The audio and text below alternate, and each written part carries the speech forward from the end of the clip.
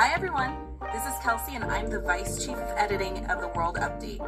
We're the branch of the GNS Inc. that are going to be responsible for presenting you with encouraging and uplifting news and updates that are happening within the local, regional, and global things that are going on. We feel there's enough bad news being broadcast in our lives, so why not hear something good? Make sure to follow us on Twitter and Instagram at _the_U_. Let's update and uplift.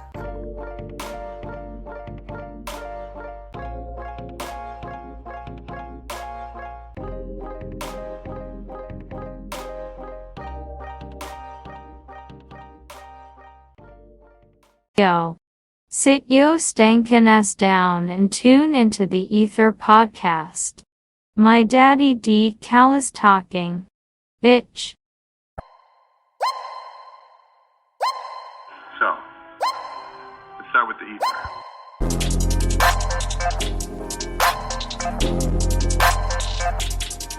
You're listening to the E.I.T.H.R podcast with D.Cal.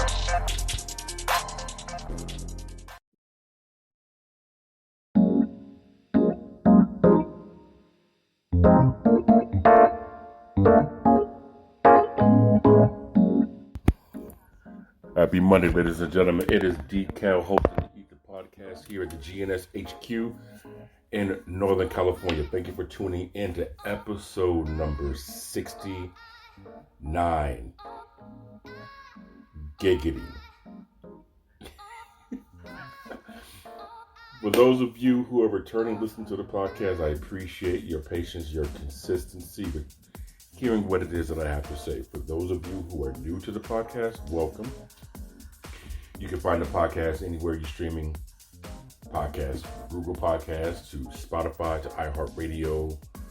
You can also check out the Spreaker app, SPR, E.I.T.H.R. Create a profile. You can go ahead and download the app and you can find us there and you can chat with us while we're doing the episode.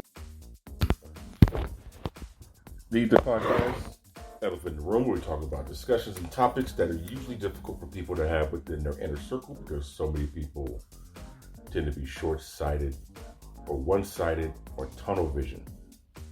So we try to give everything a multitude of perspectives, devil's advocate, if you will. So it doesn't seem as if it's just one particular bias. Now, I do have my choice. I do have my perspectives on certain things, but I want for anyone who listens to this episode, whether you're in India, New Zealand, Australia, Canada, Tokyo, Spain, Brazil, Argentina, New York, Miami, Oregon, anywhere on the planet, to at least have an informed opinion, a more informed opinion than you did probably before you heard this episode. So we like to bring up certain things that are being discussed on social media, or maybe possibly in the news, or just in classic conversations that I have with people. First thing we like to do with the podcast is we love to give a shout out to people who we either read about, we've seen, we discussed, or any personal things we got going on with the GNS Inc. branch. So today's shout out is going to go to two different branches of the company. We're going to talk about GNS Entertainment and we're going to talk about GNS Promotions.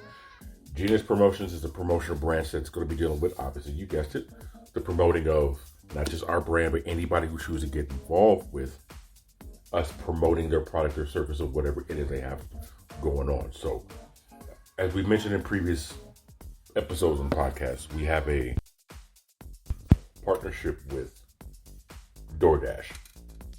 So I spoke with the new regional manager in the Northern California area who's taking care of the Sacramento market, taking care of the Bay Area market. I believe this person also goes up towards Redding, Red Bluff, North California. So hopefully by the end of the week, I'm going to get a response in regards to partnering up with their Dash Mart locations, which is more of a convenience store-esque type of layout that DoorDash has in certain parts of the country. we're going to be putting some promotional material for the clothing line, Mile. You can check it out, MILE.today. So that's a good thing. DoorDash and I partnered up for promoting. GNS Entertainment, we have a meeting starting tomorrow with a company in regards to film. Like we told you guys before, we're working on GNS ETV, which is our own online TV streaming service. So think of it as my personal Hulu, my personal Netflix. So we're trying to work with other people who are in the film industry who have, a sitcom, a pilot, anything that you can't get on the big network. We're just trying to help everyone grow and expand as much as possible. So we got a meeting tomorrow morning, 9 o'clock Pacific Standard Time. So I want to, put that out there. Want to give a shout out also to Delivering with a Purpose. You can find her on Instagram, delivering_with_a_purpose. I believe that's the handle. And she takes you on her adventures throughout the day, gigging, doing deliveries, giving you insight, tips, and so on and so forth for that. So I want to give a shout out to her on that. We also have a segment called Inspiration or Motivational. And this is crucial for anybody trying something new outside of the box, or maybe getting a little discouraged. Everything feels impossible right before a massive change takes place. And I can tell you that right now. I was talking to somebody, the stripper, over this past weekend.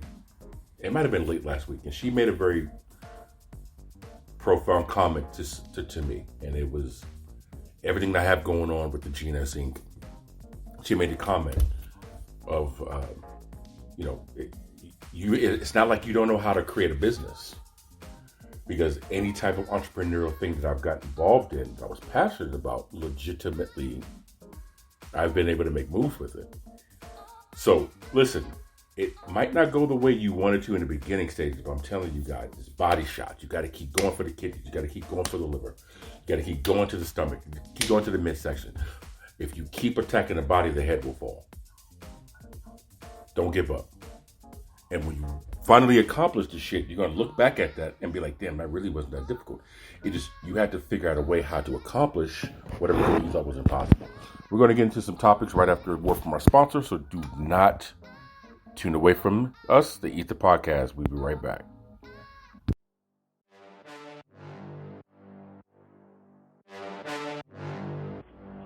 Crush all the struggles and pressures that get in your way, big or small, minor or major. We all are fighting demons that others do not know about. But it's how you handle it that makes it look easy. Shop at Mile.today. Again, Mile, MILE.today. Mile.today.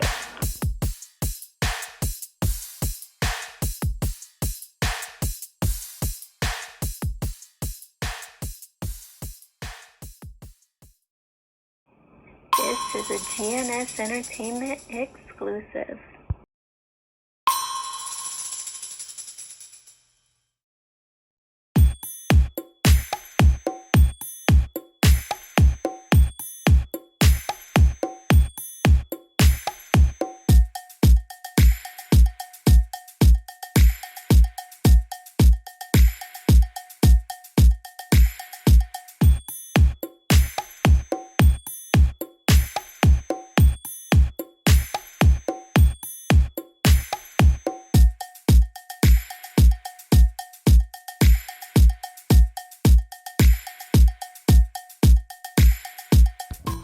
Hey, ladies and gentlemen, welcome back to the E.I.T.H.R podcast with Decal. We're going to get into a few discussions, but as you heard just now, that is an instrumental GNS Entertainment is working on. We're going to work on getting that distributed.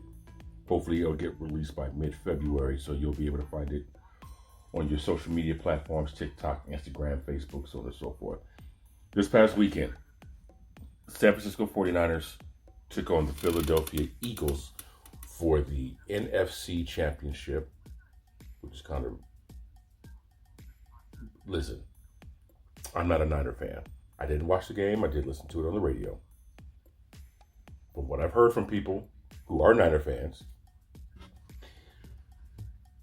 they knew it was downhill for the the first quarter, the first series of the game, where the starting quarterback, Brock Purdy, got injured. And at that point, they brought in their fourth string quarterback. Now, this fourth string quarterback, he's been in the league for some time already, so he has some experience.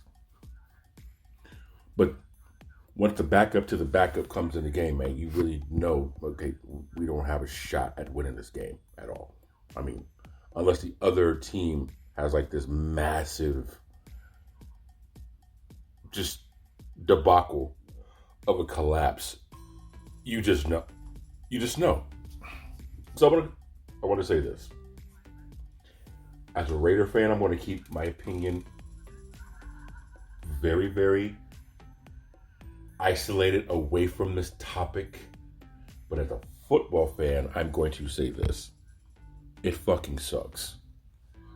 Because you have to understand, I'm just going to paint a picture. This is not legit. This is not actual. This is not documented, but just for analytical, for conversation. The starting quarterback gets 97% of the snaps, right? Your first team, 97% of those snaps goes to you. The other 2% goes to the backup quarterback, the number 2 on the roster. The 1% that's remaining ultimately goes to the third string. And depending on the offenses, depending on how the coaching is, you don't ever really have a fourth string quarterback. Hell, most teams only have 2 quarterbacks. So when your third string quarterback, who's been on a hot streak of winning so many consecutive games, there's a chemistry, there's a groove, there's everything that's moving. You have to understand. There's a rhythm that was created. And when that quarterback gets knocked out of the game, and you have to bring in somebody who, again, doesn't get many snaps at all, you can't expect that. Now, you're going to have exceptions where, take somebody who's on the radio, right? That person, you give them a microphone and a camera, they have the charisma to where they can do it on the fly. Majority of people, however, you got to give them airtime to build up, to get used to the board, to get used to the timing, to get used to the breaks, to get used to how to structure everything and manage the phone calls and manage the clock. It's very cerebral, more than most people think. And I remember when I was learning how to do meetings, when everyone's sitting in the audience or in the group, is a difference than when you're up at the grease board or up doing the presentation and all eyes are on you. It's very different. So, as a football fan, the San Francisco 49ers caught a really bad break. I don't think they would have beat Philadelphia, just because how Philadelphia's defense is so stout. But they never was given the true chance to even compete because of the injury. And as a Raider fan, 2 years ago when our old quarterback, got injured against the Indianapolis Colts, the atmosphere had changed. Well, it might have been longer than 2 years ago, I'm sorry. It was probably like 5-6 years ago. The atmosphere changed. And then you had to bring in the backup, who again, you only get 2% of the snaps. There's no continuity there.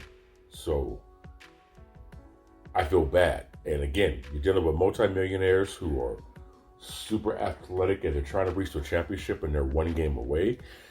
I understand the frustration and listen, I get it. I think the NFL should definitely look into giving the reserve quarterbacks additional time. Now, granted, we can all sit back and say, hey, on your off days and your off time, you got to study, you got to do. It's completely different. Studying the playbook in the film room, all those scenarios are completely different than game speed. Game speed is a completely different animal.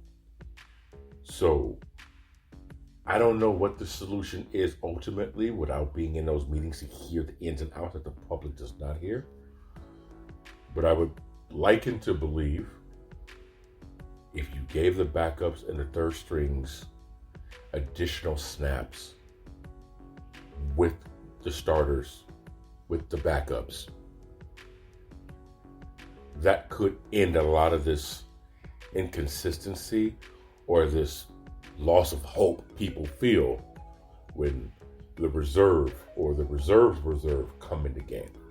Because let's face it, every person in the NFL, any person who's a professional athlete, they're better than anybody that's sitting on the couch watching the game. In many cases, even the athlete that doesn't get to play is still better than any of us. They're just not as good as the people who are starting. And to be fair, there are some athletes who would sit back and tell you, I think it was Gilbert Arenas who once said he was making, at this point in his career, $400,000 a year. To an athlete, that's not a lot of money. To the average person, that's a dream come true. He was making about $400,000 a year. And the person who he was backing up, he was guarding in practice, this person was making $4-5 million a year.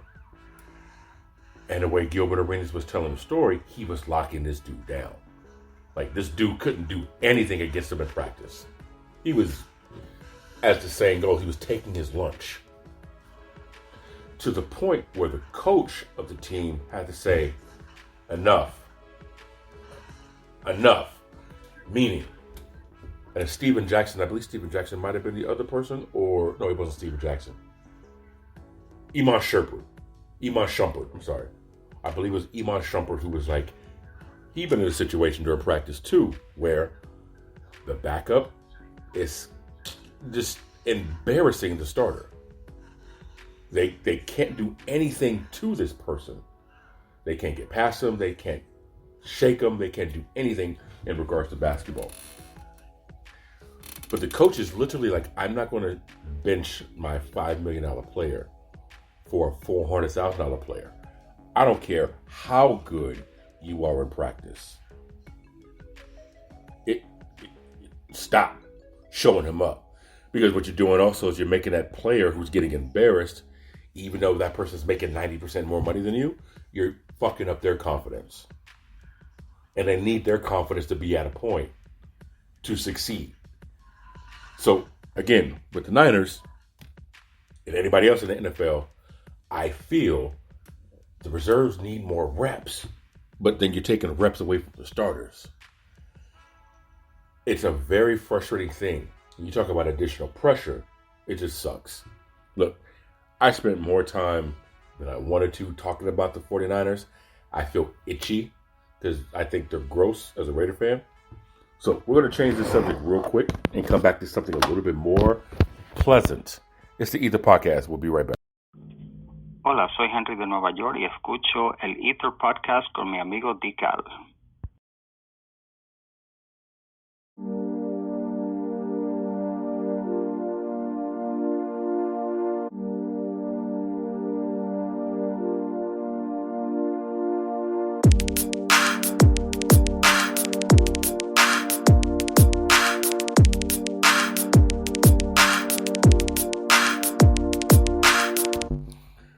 Welcome back, everybody, to E.I.T.H.R podcast with D.Cal. So we're going to ask this rhetorical question. And one thing I didn't do at the top of the show that I normally do is give a reference to where you guys can reach out to us, follow us, so on and so forth. So Instagram and Twitter is the same handle. You can reach us at the E.I.T.H.R, T-H-E-E-I-T-H-R.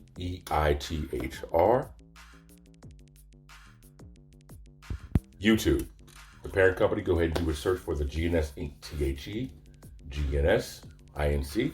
If you can do us a huge favor, if you can go ahead and just subscribe to the channel, that'd be greatly appreciated. And again, you can download the Spreaker app, SPREAKER. You can go ahead and chat with me while we're live here doing the podcast, or on the YouTube when this episode is done.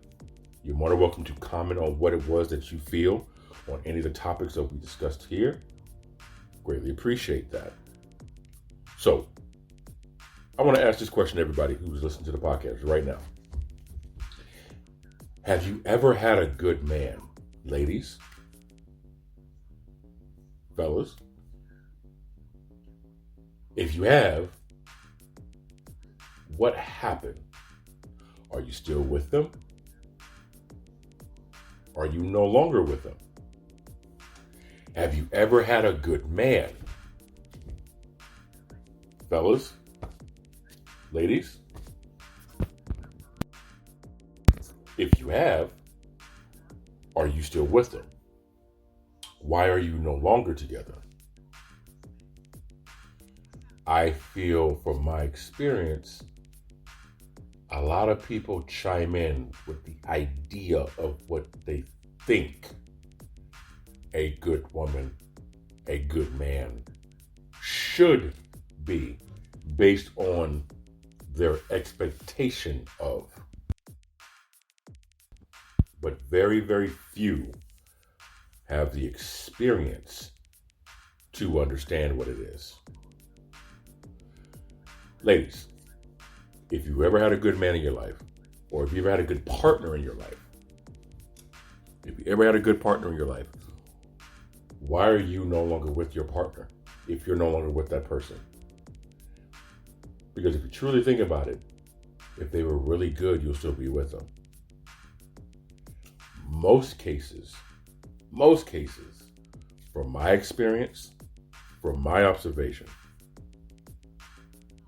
women tend to have this expectation of what a man should be.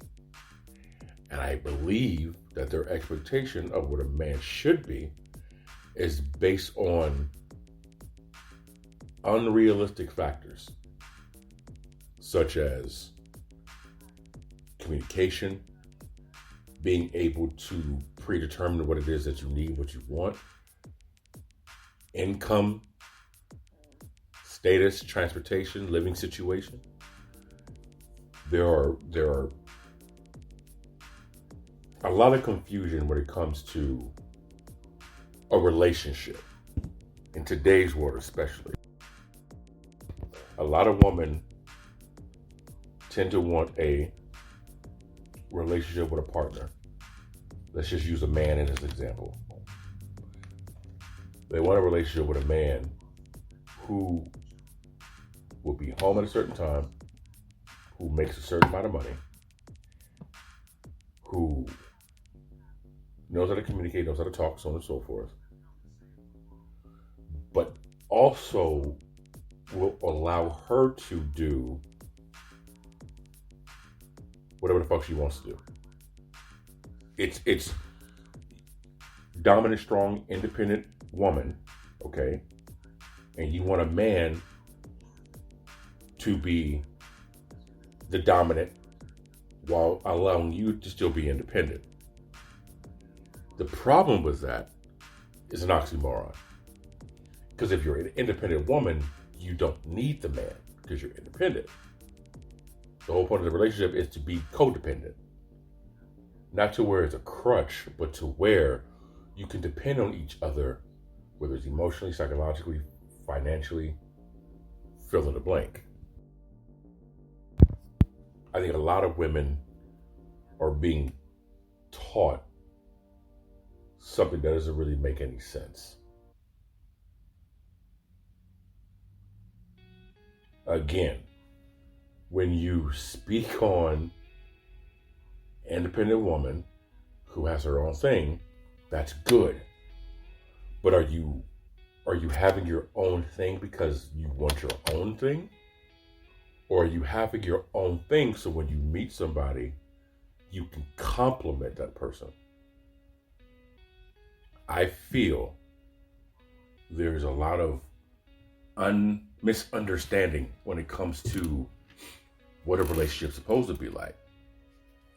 If you've never had a good man in your life, you don't know what to look for in a great relationship. Because you don't know if that man is being controlling. You have no idea if that man is being assertive. You don't know if that man is being supportive. You don't know if that man is being a pushover. You don't know if this man is, example, again, you don't know if this partner has no ambition. You don't know if this partner is just continuously catching bad breaks. What are you looking at, and how are you judging that? Do you have anything in your past that would allow you to sit back and say, oh, this is just like so-and-so? If all you ever had are ain't shit men around you, those are the examples you have to go off of. And people are creatures of habit, right? So even if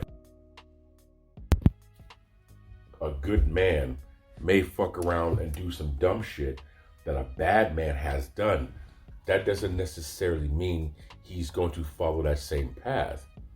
We're creatures of habit. Sometimes men, we will say some of the dumbest things in the world, not understanding the emotional ramifications that it may have or how it may trigger. So how is your communication skills?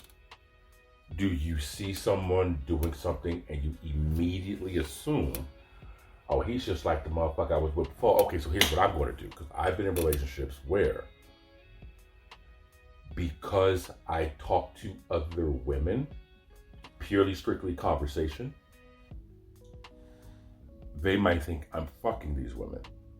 So now she's going to start getting at other men to brace herself for the impact of finding out I'm like everybody else. Then when you find out, oh no, that's my niece, or that's a co-worker, or that's my homeboy's wife, remember we were talking about her, then it's, oh, you unnecessarily jumped to the conclusion because A, you're afraid to speak on it. You didn't want to bring it up. You didn't want to seem as if you were being pushy or you were accusing or anything of that nature. If you never had a good man, how would you know what a good man looks like? And if you ever have had a good man, why are you no longer with that man? Fellas, I ain't forgot about your asses. Because Lord knows we are far from innocent our damn selves. I think a lot of it comes from, I'll say this, women tend to, this saying is going to sound weird. The sharp people would understand it. Everybody else, they're not going to get it. When it comes to dating, women tend to date their fathers. When it comes to dating, men tend to date their mothers. They tend to date people who resemble those qualities that they grew up in or admired, or that they noticed for long periods of time of their life of developing. When a mom has a son, she protects that son from women because she understands what some girls may think. Remember, fellas, your mom was a girl once too. We don't like to think of that, but it's the God's honest truth. I didn't want to think about that. I was like, ew, that's gross, that's mom. But it's the truth.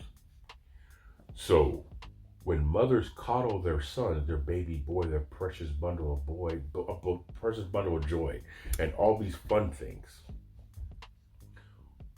and whenever a boy gets hurt and the mom rushes to protect their son, that's a motherly thing to do. So there's nothing wrong with that. But when it's done so frequent and so often, when your son gets older, he has learned, he has understood, Mama, get me out of this. Especially if you're a young mother and your first is a boy. And I've kind of figured that out from my late mother with her firstborn, right? So then you grow up with this expectation, Mom is going to get me out of this. Mom will come to my defense. Mom is going to bail me out. He doesn't know how to figure it out for himself because he's being coddled by Mom. So he looks for a woman to do the same exact thing. I can say whatever the hell I want to. She's got me. And some women tend to think that's being a good woman. There's a very extreme fine line in being a good woman and being somebody's bag. Right? Fellas, there's a very fine line between being a good man and being that simp ass, suck ass dude that she has no respect for because you're a pushover. You're too nice. Which I still don't think that makes any fucking sense, but it's a thing with women. There are men who are too nice. Which I never had something that was too comfortable. I never had something that tasted too good. I never had some place that was too exciting. So, but apparently you can be a man who's too good. Okay. But there has to be boundaries. There has to be rules. And I think that's where a lot of women tend to push, manipulate, play, test you to see what they can and what they cannot get away with. Whether we want to admit it or not, it's somewhat of a game. Even the Minister Louis Farrakhan said the same thing. She's going to test you because she has to know she can trust you to protect her. Whether she's instinctively knowing this, consciously knowing this, or subconsciously knowing this. Now, is this a definition for every single man on the planet? Of course not. There's exceptions to the rules. Is this a definition for every single woman on the planet? Of course not. There's exceptions to the rule. But for the most part, again, from my experience and my observation of talking and being in relationships and self-evaluating, so on and so forth, of my own makeup when it comes to dating, yeah, we tend to look for traits that we're comfortable with the examples we've had to look up to. And if you never had a good woman, you don't know what a good woman is. Again, daddy's girls understand how to manipulate. Mama's boys learn also how to manipulate. Because your father is the first man, ladies. You learn how to tie a man around your finger. Fellas, mom is the first woman we learn how to manipulate. That's what we practice on. Right? As horrible as that shit may sound, the sharp people will understand it. Everyone else is not going to get it. But it's the truth. So, if you, fellas, ever had a good woman or ever had a good partner, why are you no longer with her? What did she do that was so right that just made you feel a certain type of way and guilt? Or what was it she did so wrong that made you think this ain't it? Because was she being a woman who stood on her morals and stood on her ground and did not allow you to, I don't know, manipulate the fuck her over? And you said, fuck this bitch. Because you didn't get what you wanted? Or were you not mature enough or ready to commit to that woman and didn't want to be able to do any of those things? Are some of you single because you feel like myself? Do you have trust issues? I have a 2-layer trust issue, and it's a constant high-speed moving pendulum where I have a problem with trusting people, and then I also have an issue with trusting myself to trust people. So the reason I call it a pendulum, Because the moment I start to trust you, I start to question myself on why I should trust you. So then, once I realize, okay, I can trust me to trust her, something happens and then I don't trust you again. And I feel a lot of us are in our own heads when it comes to relationships.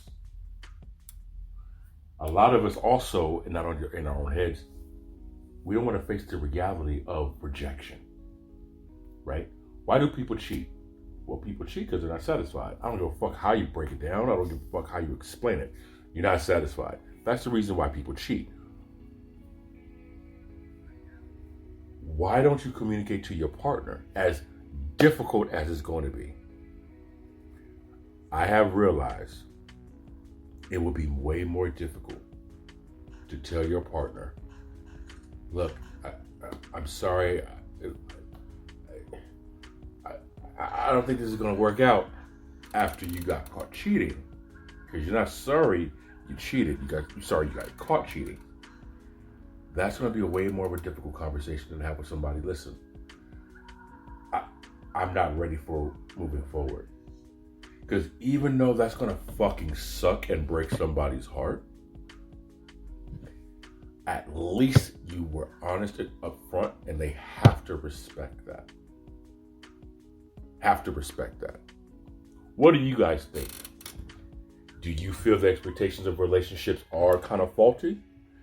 Do you believe that the expectations of what people think are unrealistic? Appreciate you guys turning to the E.I.T.H.R podcast. We'll be back with you later on this week. Oh, we have a new segment going to be starting in the beginning of February. We'll talk more about that next time. This is the E.I.T.H.R podcast, and we are out.